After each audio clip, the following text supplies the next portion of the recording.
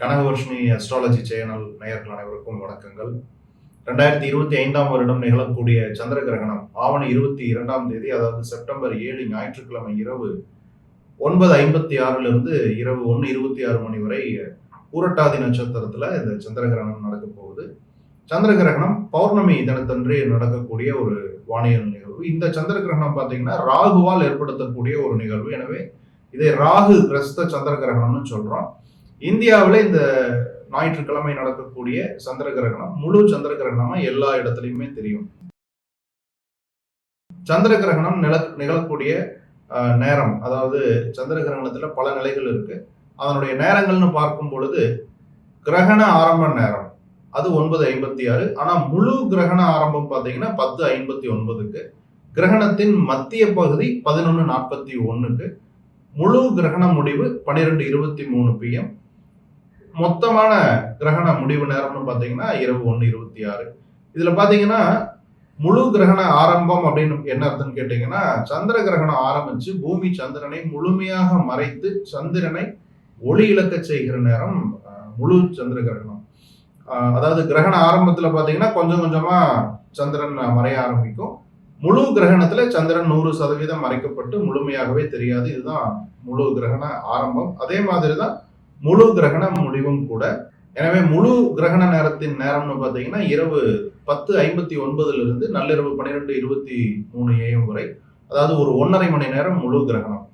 சந்திர கிரகணம் ஆரம்பமாகி சந்திர கிரகணம் மொத்தமாகவே முடியக்கூடிய நேரம்னு பார்த்தீங்கன்னா இரவு 9:56 அதிகாலை 1:26 வரைக்கும். இப்போ தோராயமா ஒரு 3.5 மணி நேரம் சந்திர கிரகணம் உண்டு.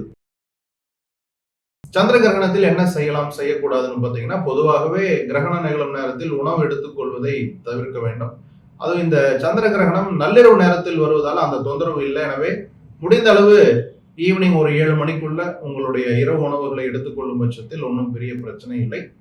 முக்கியமா கவனிக்க வேண்டியது என்னன்னா, சந்திர கிரகணத்திற்கு முன்பு செய்த உணவை அடுத்த நாள் காலையில சாப்பிட்றத 100% தவிர்க்கணும். இது தவிர புதுமண தம்பதியினருக்கு ஒரு எச்சரிக்கை. அதாவது ஆவணி மாதத்துல நிறைய திருமணங்கள், நிறைய சுப நிகழ்வுகள் நடந்துகிட்டு இருக்கிறது. நிறைய புதுமண தம்பதியினர் எல்லாம் இருப்பீங்க.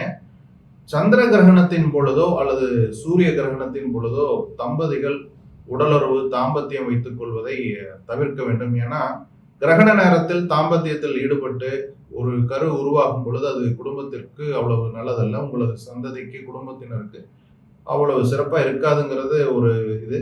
எனவே புதுமண தம்பதியினர் அல்லது மற்ற தம்பதியினர் கூட கொஞ்சம் கவனமா இருக்கணும்.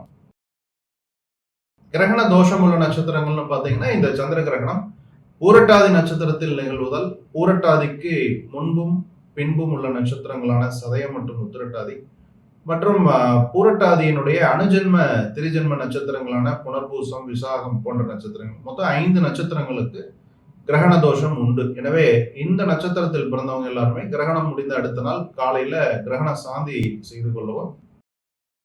சந்திர கிரகண தோஷ நட்சத்திரக்காரர்கள் என்ன பரிகாரம் செய்யலாம்னு கேட்டீங்கன்னா, கிரகணம் முடிந்த அடுத்த நாள், அதாவது திங்கட்கிழமை காலை, சந்திரன் என்பது பார்வதி, அம்பாள், சக்தி போன்ற விஷயங்களை குறிக்கும். எனவே அம்பாள் சன்னதிக்கு சென்று உங்களது பெயரில் அர்ச்சனை செய்து சர்க்கரை பொங்கல் அல்லது வெண்பொங்கல் அல்லது பச்சரிசி தானம் அல்லது கோவிலே கூட நீங்க அன்னதானம் செய்து உங்களுடைய தோஷ நிவர்த்தி செய்து கொள்ளலாம். உலக தமிழ் ஜோதிட அன்பர்கள் அனைவருக்கும் மனமார்ந்த வாழ்த்துக்கள்.